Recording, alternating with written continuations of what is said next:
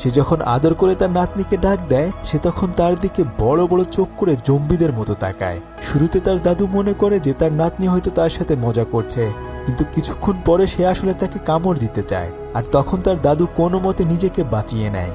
কিছুক্ষণ পরে যখন লিজিয়ং তার মাকে তার মেয়ের জম্বি হওয়ার কথা খুলে বলে, তখন সে কান্নায় ভেঙে পড়ে। টিভিতে তখন খবর বলতে থাকে যে আমরা সারা শহরের জম্বি ভাইরাস নিয়ন্ত্রণে নিয়ে এসেছি। আর যদি আপনাদের আশেপাশে কোনো জম্বিতে আক্রান্ত মানুষ থেকে থাকে, তাহলে অবশ্যই আমাদেরকে জানানোর অনুরোধ রইল। এখন তারা সোয়াকে নিয়ে অনেক বেশি চিন্তায় পড়ে যায়। পরদিন সকালবেলা তারা একটা হসপিটালে তাকে নিয়ে আসে। সোয়াকে সে গাড়ির ভেতরে বসিয়ে হসপিটালের ভিতরে খোঁজ নিতে গিয়ে দেখে যে ওখানে একটা ছেলে জম্বি ভাইরাসে আক্রান্ত হয়েছে। সেজন্য সমস্ত ডাক্তাররা তার থেকে বাঁচার জন্য ভয়ে দূরে সরে আছে। আর ওই আক্রান্ত ছেলেটির মা সবার কাছে অনুরোধ করছে তার ছেলেকে চিকিৎসা করানোর জন্য, কিন্তু কেউ তাকে একটুও সাহায্য করছে না। আর একটু পরে ওখানে মিলিটারি চলে আসে। তারা এসে তখন ছেলেটিকে মেরে ফেলতে চায়, কিন্তু তার মা তখন তার ছেলেকে বাঁচানোর জন্য অনুরোধ করতে থাকে।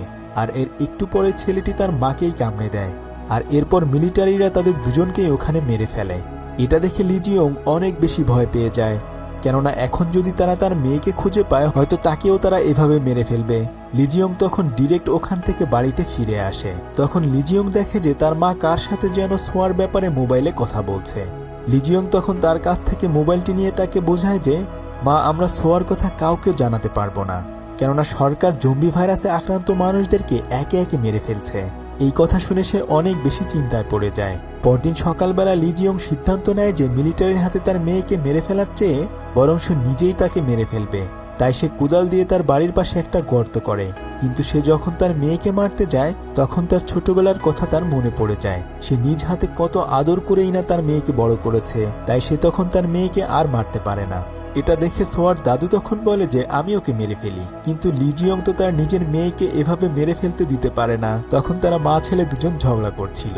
তবে একটু পরে দেখা যায় যে সোয়া বাঁধন খুলে ওখান থেকে পালিয়ে গিয়েছে। এরপর তারা দুজন মিলে সোয়াকে খুঁজতে থাকে, কিন্তু আশেপাশে সবার কাছে জিজ্ঞেস করেও কোথাও সে তার মেয়েকে খুঁজে পায় না। তখন তাদের মনে পড়ে যায় যে যখন সোয়া ছোট ছিল তখন নদীর পাশে একটা ঘরে সে তার মায়ের সাথে খেলা করত।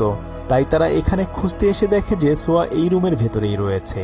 লিজিয়ং তখন তার মাকে বলে যে সোয়া এখন পুরোপুরি জম্বি হয়ে যায়নি, কেননা ও ওর পছন্দের জায়গায় সময় কাটাতে পছন্দ করে। তখন তার মা বলে যে আরে না, তুই আসলে পাগল হয়ে গেছিস। কিন্তু লিজিয়াং তখন তার মেয়ে যে একটু হলেও সুস্থ আছে সেটা বোঝানোর জন্য তার প্রিয় গান চালিয়ে দেয়। আর সোয়া তখন ওই গানের তালে নাচতে থাকে। তখন লিজিয়ং আশা খুঁজে পায়, কেননা তার মেয়ে এখনো পুরোপুরি জম্বি হয়ে যায়নি। তারা তখন তাকে বাসায় নিয়ে আসে। লিজিয়ং তখন ইউটিউবে ভিডিও দেখতে থাকে যে বিজ্ঞানীরা বলেছে যদি জম্বি আক্রান্ত কোনো ব্যক্তির পুরনো স্মৃতি ফিরে আসে, তাহলে সে আস্তে আস্তে করে ভালো হয়ে যাবে। এরপর তার দাদু বলে যে যদি সোয়া আমার এই মাখানো ভাত খেয়ে নেয়, তাহলে বুঝবো ও এখনো পুরোপুরি জম্বি হয়ে যায়নি। কিন্তু সোয়া ওটা না খেয়ে বরং টেবিলে থাকা মাংস খেতে থাকে। লিজিয়ং তখন বুঝতে পারে যে যদি সোয়াকে মাংস খাওয়ানো হয় তাহলে সে হয়তো একটু শান্ত থাকবে। যখন সে খাচ্ছিল তখনই হঠাৎ করে কেউ একজন তাদের দরজায় নক করে। ভয়ে ভয়ে তার দাদু যখন দরজা খুলে, লিজিয়ং এর বন্ধু তার সাথে দেখা করতে এসেছে। তখন তারা সোয়ার দরজাটা বন্ধ করে দেয়, যেন তার বন্ধু তার মেয়ের ব্যাপারে কোনো কিছুই জানতে না পারে। লিজিয়ং তখন কথা ঘোরানোর জন্য তাকে বলে যে চল আমরা বাইরে গিয়ে আড্ডা দেই। কিন্তু তার বন্ধু তখন তাকে বলে যে আরে বলিস না, বাইরে তো জম্বি ভাইরাস ছড়িয়ে পড়েছে, যে কোনো সময় বিপদ হতে পারে। কিন্তু সোয়া মামনিকে তো দেখতে পাচ্ছি না। লিজিয়ং তখন বলে যে সোয়া ঘুমাচ্ছে। কিন্তু ভেতরের কিছুর আওয়াজ শুনে সে যখন দরজা খুলে, সোয়া আসলে খাবার খাচ্ছে, কিন্তু তার চোখগুলো তো জম্বির মতো হয়ে আছে। তখন তার বন্ধু বলে যে সোয়া একটু চেঞ্জ হয়ে গেছে, তাই না? লিজিয়ং বুদ্ধি করে বলে যে হ্যাঁ, এখনও বড় হয়ে গেছে, সেজন্য এমন হয়েছে। সে তখন লিজিয়ং এর সাথে তাল মিলিয়ে হ্যাঁ হ্যাঁ বলতে থাকে। আর একটু পরে সে বলে যে দোস্ত থাক, আমি এখন বাসায় ফিরে যাই, পরে আবার তোর সাথে কথা বলবো। এই বলে সে বাইরে এসে মোবাইল বের করে মিলিটারিকে কল দিতে চায়। লিজিয়ং এসেই তার হাত থেকে মোবাইলটা নিয়ে বলে যে তুই এটা কি করছিস? আর ওকে মিলিটারির হাতে দিলে তারা ওকে মেরে ফেলবে, এটা আমি কখনোই মানতে পারবো না। কিন্তু তখন তার বন্ধু বলে যে ও তোর মেয়ে আগে ছিল, এখন ও জম্বি হয়ে গেছে। ও যদি এখানে থাকে তাহলে এই গ্রামের সবাইকে কামড়ে জম্বি বানিয়ে দেবে। কিন্তু লিজিয়ং সমস্ত ঘটনা তার বন্ধুকে খুলে বলে। তখন সে বলে যে তাহলে এখন আমরা কি করতে পারি, কিভাবে আমরা সোয়াকে জম্বি থেকে আবার স্বাভাবিক করতে পারি? লিজিয়ং বলে যে আমি ওকে ট্রেনিং দিয়ে পোষ মানিয়ে নেব। কিন্তু তার বন্ধু বলে, আরে বেটা পাগল হয়ে গেছিস নাকি, একটা জম্বিকে কখনো ট্রেনিং দেয়া যায় নাকি।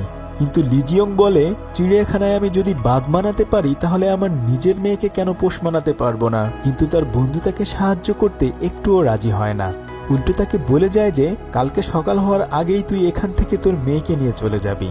সকালবেলা ঘুম থেকে উঠে সে দেখে যে তার বন্ধু এখনো তাদের বাসার সামনেই তাদেরকে পাহারা দিচ্ছে। তখন সে তার বন্ধুকে নিয়ে একটা জায়গায় গিয়ে বলে যে, বলেছি তো আমি আজকে ওকে এখান থেকে নিয়ে চলে যাব। তখন সে লিজিয়ংকে বলে যে, সোয়া কি শুধু তোর একার মেয়ে, ও তো আমাদেরও মেয়ে, আমি তোকে অবশ্যই সাহায্য করব। আর সারা রাত আমি এখানে পাহারা দিয়েছি যেন তোদেরকে কেউ না দেখে ফেলে। তবে আমাদের গ্রামে একজন ফার্মাসিস্ট রয়েছে, সে আমেরিকা থেকে পড়াশোনা করে এসেছে। সে বলল সরকার জম্বি ভাইরাসের ভ্যাকসিন আবিষ্কার করে ফেলেছে, কিছুদিনের মধ্যেই সেটা এখানে চলে আসবে। এই কথা শুনে লিজিয়ং খুশিতে কান্না করে দেয়। সে বলতে থাকে যে তাহলে আমার মেয়েকে আমি সবার থেকে লুকিয়ে রাখব এবং যেন সে কাউকে কামড় দিতে না পারে তার ব্যবস্থাও আমি করব। পরদিন সকালবেলা একটা বোটে করে সোয়া এবং তার বন্ধুকে নিয়ে নির্জন একটা সমুদ্রের তীরে চলে যায়, যেন মানুষ তাদেরকে না দেখতে পারে। এরপর সে একটা লাঠির মাথায় প্লাস্টিকের হাত দিয়ে সোয়ার দিকে এগিয়ে বলে হ্যান্ডশেক করার জন্য, কিন্তু সে তখন ওই নকল হাতটিকে কামড়ে দেয়। ওই দিন তারা তাকে কিছুক্ষণ ট্রেনিং করে বাড়িতে ফিরে আসে। তখন সে তার মেয়েকে শান্ত হয়ে থাকার জন্য সমস্ত কিছু বোঝাতে থাকে, কিন্তু কিছুক্ষণ পরে দেখা যায় যে সে তার বাবাকে আসলে কামড়ে দিতে যাচ্ছিল। আর তখন লিজিয়ং বাঁশি ফু দিলে সে চুপ করে যায়। তখন সে তার মাকে বলে যে দেখো মা, ও এখন ভালো হয়ে গেছে। কিন্তু আমরা দেখতে পাই যে আসলে পেছনে তার দাদু একটা লাঠি দিয়ে তাকে ভয় দেখাচ্ছিল, সেজন্য সে তার বাবাকে কামড় দেয়নি। পরদিন আবার তারা সমুদ্রের তীরে গিয়ে প্র্যাকটিস করতে থাকে কিভাবে জম্বিকে নিয়ন্ত্রণ করা যায়। তখন সুন্দর সুন্দর মুহূর্তগুলো লিজিয়ং ক্যামেরা বন্দি করে রাখে, আর এরপর বাড়িতে ফিরে এসে সে ডায়েরিতে সমস্ত কিছু লিখে রাখে। এভাবে বেশ কয়েকটা দিন পেরিয়ে যায়। তবে একদিন খবরে প্রচার করা হয় যে এখন প্রায় শহরের সমস্ত জম্বিকে মেরে ফেলা হয়েছে, তবে যদি কেউ একজন জম্বি ধরিয়ে দিতে পারে তাহলে তাকে 1 কোটি টাকা পুরস্কার দেওয়া হবে। এবার লিজিয়ং আরও বেশি চিন্তায় পড়ে যায়, কেননা যদি এই গ্রামের কেউ টাকার লোভে তার মেয়ের কথা জানিয়ে দেয় তাহলে তাদের এতদিনের পরিশ্রম বৃথা হয়ে যাবে। এখন তারা আগের চেয়ে আরও বেশি সচেতন হয়ে লুকিয়ে লুকিয়ে সমুদ্রের তীরে গিয়ে সোয়াকে ট্রেনিং দিতে থাকে। এভাবে বেশ কয়েকটা দিন পেরিয়ে যায়। আর এখন গল্পের শুরুর সেই দৃশ্যটা দেখানো হয়। লিজিয়ং ঘরে ঢুকে তার মেয়ের সাথে কথা বলতে থাকে। যখন সে তার মেয়েকে চুপ করতে বলে সে চুপ হয়ে যায়, কেননা সে এখন তাকে ট্রেনিং দিয়ে অনেকটাই নিয়ন্ত্রণে নিয়ে এসেছে। তাই সে এবার সাহস করে তার মেয়ের দিকে নিজের হাতটা বাড়িয়ে দিয়ে বলে যে এবার আমাকে কামড় দাও। কিন্তু দেখা যায় যে সোয়া তাকে আর কামড়ায় না। লিজিয়ং অনেক বেশি খুশি হয়ে যায়, কেননা তার এতদিনের কষ্ট আজ সার্থক হয়েছে। এর পরদিন সে তার মেয়েকে একটু একটু করে ছোট ছোট শব্দ শেখাতে থাকে, যেন সে বাইরে গিয়ে মানুষের সাথে মিশতে পারে। তবে কিছুদিন পরে যখন সোয়ার দাদু মোবাইলে মেকআপ ভিডিও দেখছিল তখন তার মাথায় একটা বুদ্ধি আসে। সে যদি সোয়াকে মেকআপ করে দেয় তাহলে তো বাইরে থেকে তাকে কেউ দেখে বুঝতেই পারবে না যে সে আসলে জম্বি হয়ে গেছে। লিজিয়ং তখন দোকানে যায় মেকআপ কেনার জন্য। তখন সে জানালা দিয়ে বাইরে তাকিয়ে দেখে যে তার মেয়ের বয়সী 2টি মেয়ে স্কুল থেকে বের হয়ে মজা করছে। এটা দেখে তার মন খারাপ হয়ে যায়, কেননা লিজিয়ং এর নিজের মেয়েও কয়েকদিন আগে এভাবেই হাসি খুশি ছিল। তবে কিছুক্ষণ পরে ওখানে তাদের টিচার ইয়ন চলে আসে, যাকে দেখেই লিজিয়ং লুকিয়ে পড়ে। আসলে এই টিচার আর কেউ নয়, তার ছোটবেলার গার্লফ্রেন্ড ছিল। ইয়ন তখন একটু পরে দোকানে এসে লিজিয়ংকে খুঁজে বের করে। তারপর সে তাকে গাড়িতে লিফট দিয়ে বাসায় পৌঁছে দিতে চায়, কিন্তু লিজিয়ং আসলে তার কাছ থেকে পালিয়ে বেড়ায়। কিন্তু ইয়ন বলে যে আমার এখানকার একটা স্কুলে ট্রান্সফার হয়েছে। তবে লিজিয়ংকে জিজ্ঞেস করে তোমার বাসায় এখন কে কে রয়েছে। সে তখন বলে যে আমার একটা বিড়াল, মা এবং আমার মেয়ে আছে। ইয়ন তার মেয়ের কথা শুনে অবাক হয়ে সে জিজ্ঞেস করে তুমি বিয়ে করেছো? তোমার মেয়ের বয়স কত? লিজিয়ং বলে যে ওর বয়স 15। ইয়ন বলে তাহলে তো আমাদের স্কুলে কেউ ভর্তি করে দিতে পারো। তবে চলো আজকে আমি তোমাদের বাসায় যাই, তোমার মেয়ে এবং তোমার বউকে না হয় একটু দেখে আসলাম। কিন্তু লিজিয়ং তো তাকে আসলে বাসায় নিয়ে যেতে চাচ্ছিল না। সে তখন বলে যে আমাকে এখানে নামিয়ে দাও, আমার কিছু কাজ আছে। সে তখন কোনো মতে ওখান থেকে নেমে যায়। রাতের বেলায় রেস্টুরেন্টে গিয়ে সে তার বন্ধুকে ইয়নের ব্যাপারে সমস্ত ঘটনা খুলে বলে। সে বলতে থাকে ও এখানে ট্রান্সফার হয়ে এসেছে, এটা জানলে তো আমি এখানে নিজেও আসতাম না। তবে কিছুক্ষণ পর ইয়ন রেস্টুরেন্টে চলে আসে এবং